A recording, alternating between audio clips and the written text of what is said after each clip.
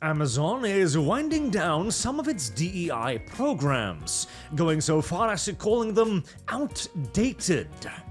As they say here, like Meta, Amazon is ending some of its diversity, equity, and inclusion (DEI) programs. In a memo sent last month, Candy Castleberry, which is one hell of a name, I must admit, Amazon's VP of Inclusive Experiences and Technology, said the company has been winding down outdated programs and materials related to its efforts around representation and inclusion. Now, I hasten to add that in this article they refrain from actually saying what programs they are winding down, and the examples they have found are cosmetic changes to the little text blurbs that they've got splattered all across their website. So, before we celebrate too loudly, I want to throw in a little bit of a black pill here, okay? Not too much of one. This is absolutely a step forward and something that should be seen as such, but this and Amazon's actions are not coming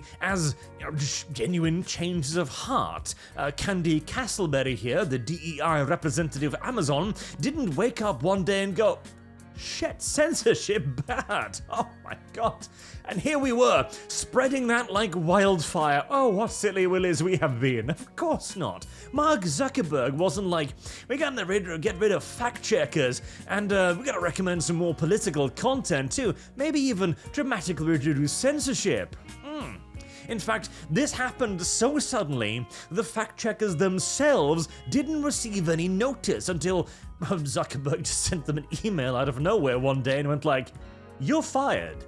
Which, don't get me wrong, that is pretty base and funny, but this is very clearly caused, well, for political reasons, and economic as well. Now, for Mark Zuckerberg, it's politics, as this man is the Grima Wormtongue of the real world. He's already visited Mar-a-Lago twice to whisper poison into the Don's ear, and by God, I hope he doesn't fall for it again, because he did fall for it for the first time, and that largely cost him re-election, in my opinion. Mark Zuckerberg is not a man to be trusted, but we'll get to that a little bit later. And the economy, that's more of the Jeff Bezos thing, comes, of course, from this. Marvel Rivals' absolutely ridiculous level of success. It is growing, okay? It was released like, what, a month ago now? It's larger now. Jesus, what kind of online multiplayer arena hero shootery thing grows bigger a month after release? It's currently got more concurrence than GTA 5, for fuck's sake. And hey, I hear you, okay? Marvel Rivals is not necessarily a good thing by any stretch of the imagination. It is, in essence, an arm of the CCP, as is everything produced by a Chinese corporation, but it is very, very clearly speaking to a significant portion of the audience that have been roundly rogered in every single orifice by the Western games industry now for years. And again, there's no use in attempting to boycott this. It's a waste of time. Everyone is already opening up their wallets. The best thing we can do with this is instead to hold it up as a shining example in front of companies like Amazon and go, hey, you want to earn money again? Well, we can literally show you how. It's not even difficult. All you gotta do is start producing some attractive characters. It is actually that simple, and China, now that they've realized that, is going to be coming for your throat. So, better sooner rather than later, but I also will point out here, Meta disbanded diversity team and says DEI has become charged. So there's been a lot of reports like this recently, not only in Meta and Amazon, but also in gaming as well. But I want to just hasten to add yet again, Mark Zuckerberg tells you that DEI is bad. Oh, Mark Zuckerberg has seen the light, he understands now. Less than a week ago, this was Meta, okay? This was Meta's AI, proud black queer mum of two and truth teller, your realest source for life's up and downs. The woke ship is sinking right now, and at a rapid clip as well. Thus, there are going to be a lot of very large rats that will be looking at our boat and going, please, can we come aboard your boat, sir? Can we live on your ship? And the answer should and must be no. Oh, holy crap, no. We just saw you gnaw a hole in the previous boat. No, you can't come aboard this one. Are you insane? And see, there's a more complicated conversation to be had here as well, because now that companies are beginning to understand that going anti-woke, anti-DEI is actually a sales pitch, which was very, very, very effectively proven correctly so by Black Myth Wukong, for example, we are going to see a lot of fair weather friends who may not actually believe what they are saying, but just like when the left was in ascendancy, they looked at its dogma and went, yeah, that's what we're gonna do. They're now going to look at our ascent and go, yeah, that's what I totally believed all along. And again, there needs to be some system for reformation, for redemption. Otherwise, we will simply just commit the same errors as the left, disenfranchising people, pushing them away, and making enemies out of potential allies. And God, I hate the word allies.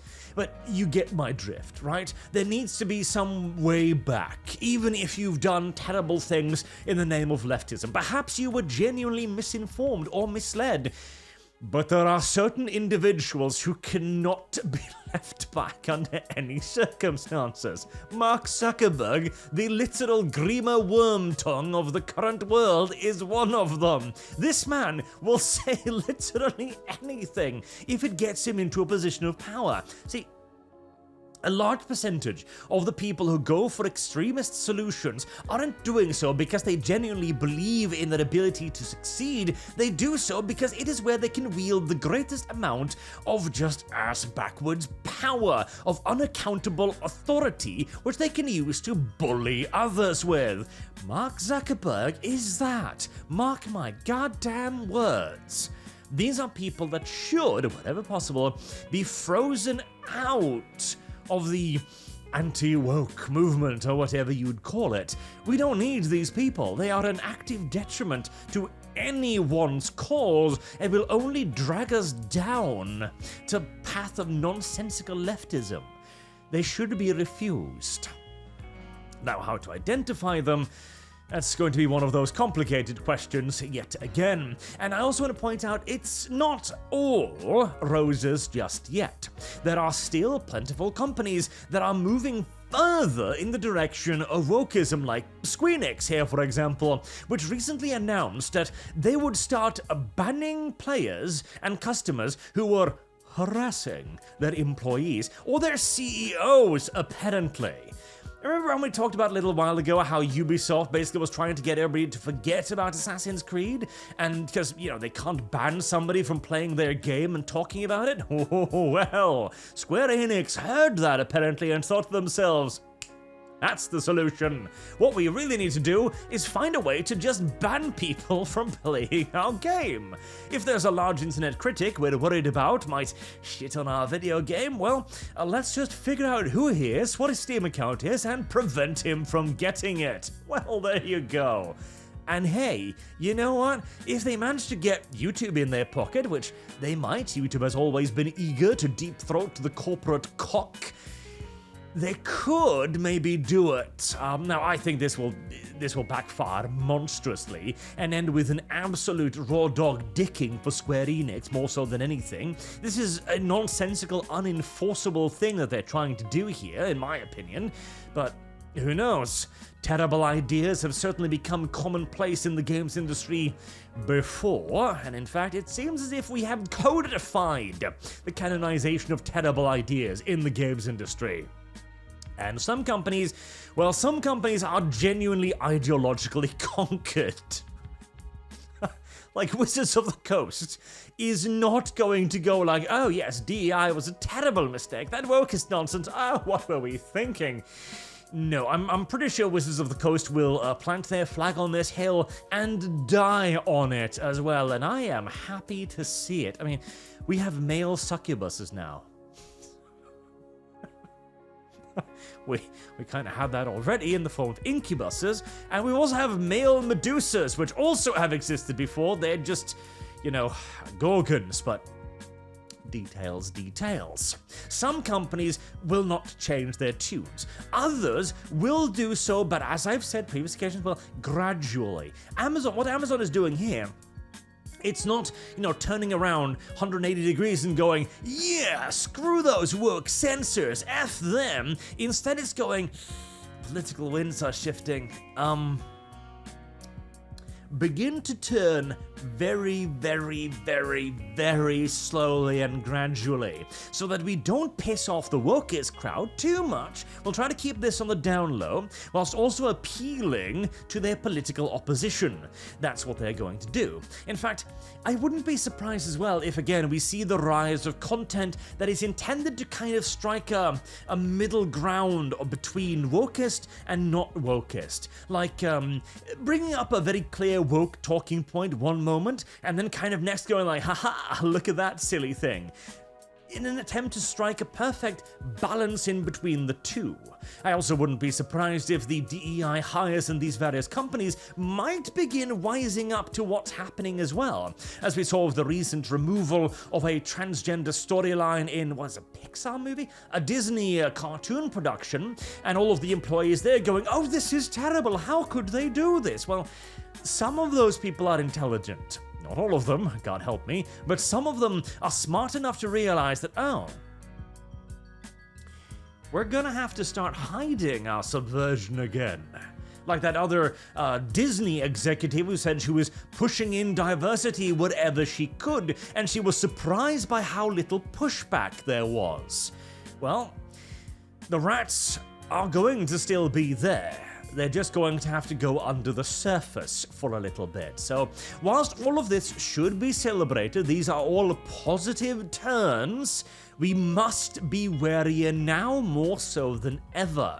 The simple fact that we are winning does not solve all of our problems. In fact, it will introduce a whole new set of issues that might be even more ethically particularly challenging than the ones we had to deal with so far. So, again, take a moment to celebrate by all means, but don't let down your guard yet either. Till next time, I've been Arch. Thank you all very much for listening, and I do hope to see you all again soon. Till then, have a good day.